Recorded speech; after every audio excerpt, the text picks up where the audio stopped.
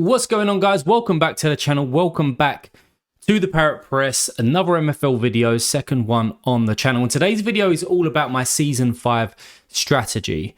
And it's not a groundbreaking one, but it's obviously my first season coming into MFL, so I want to make sure that I've at least got a strategy and I'm going to stick to it. And today's video is all about that. But if you like this video, then hit that like button as well towards the end or whenever. Hit that subscribe button if you want to keep up to date with my journey in MFL. And if you are new, then there's a link in the description below to use to sign up, which will get you a free card as when you spend, I don't know, $20, $25, whatever it may be. But let's get into the strategy. So I had a live stream last night, and there was a few people that jumped in, etc. I've been talking a lot on Discord as well as to trying to find out the best way to approach this season. Because obviously, if you look at my club, so far, I've only got these players. All right, I've got this goalkeeper. I bought this goalkeeper. But apart from that, these are players that I just picked up from packs. So I've got a bit of work to do between now and the start of the season, obviously.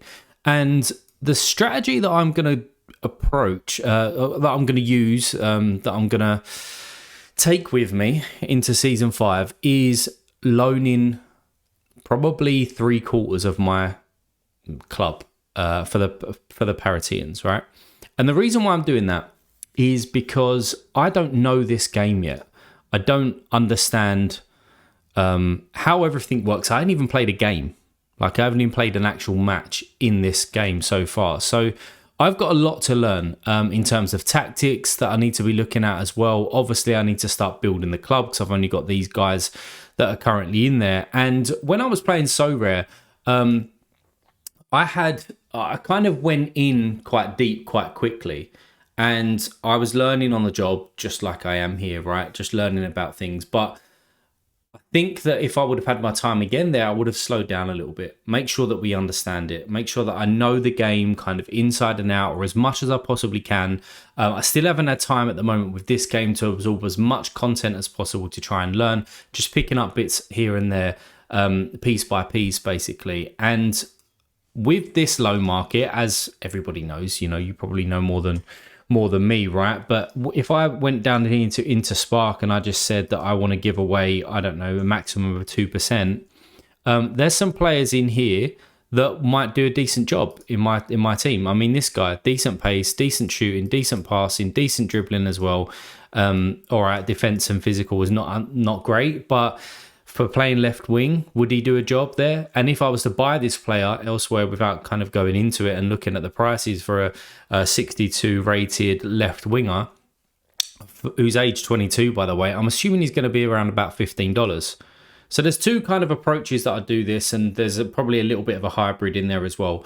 I'm not against picking up some of these players and actually buying them. However, I do see that between 10 and 12 players probably that's coming into my HQ that's going to be signed for the Paratians is going to be loaned players. Now, the disadvantage of that, which obviously I've come to quickly realize, is that I'm going to use these guys for a season, and then after Season 5, despite what happens, whether I'm at the bottom, whether I'm mid-table, or whether I get promoted into the next division, I'm going to lose those 10 to 12 players. They're going to go, right? So I'm going to be in a position where I then need to potentially go out and buy some players, or I go in and loan again.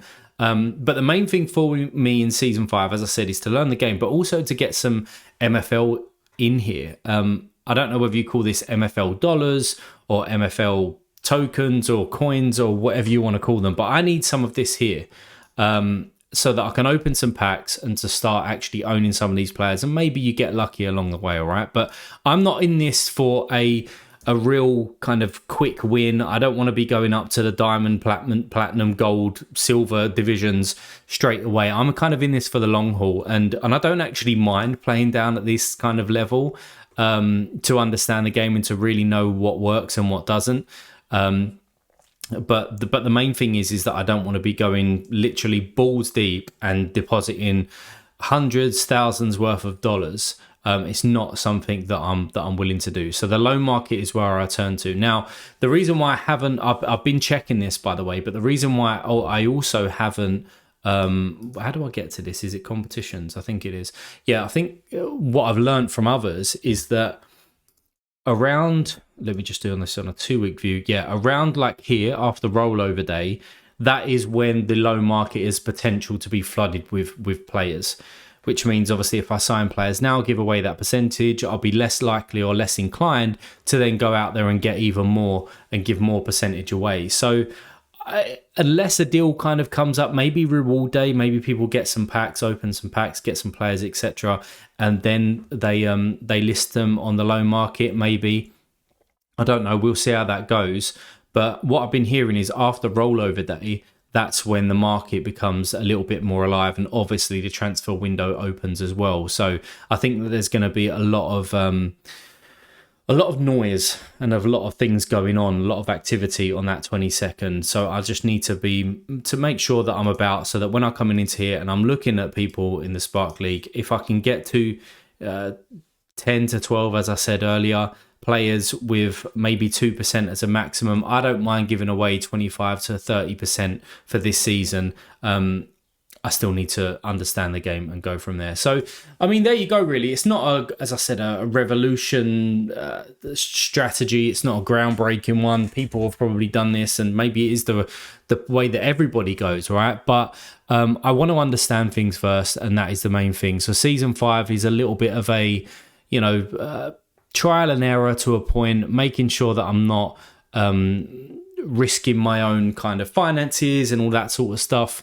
Not that I would do that anyway, but you know what I mean. I don't want to be putting $200 in and it burns, and then I'm just like, oh, what do I do now? And then every season I'm just uploading. I don't want to be doing that. So that's my strategy. In the next couple of days, I'll probably be looking at tactics as well, but I'm trying to absorb as much information as possible. So if you've got one tip, one hint, one thing that might help me, drop it down in the comments below. And if you like this video, hit the like button, as I said earlier. And if you want to see some more, hit the subscribe button. And as always, guys, I'll see you in the future.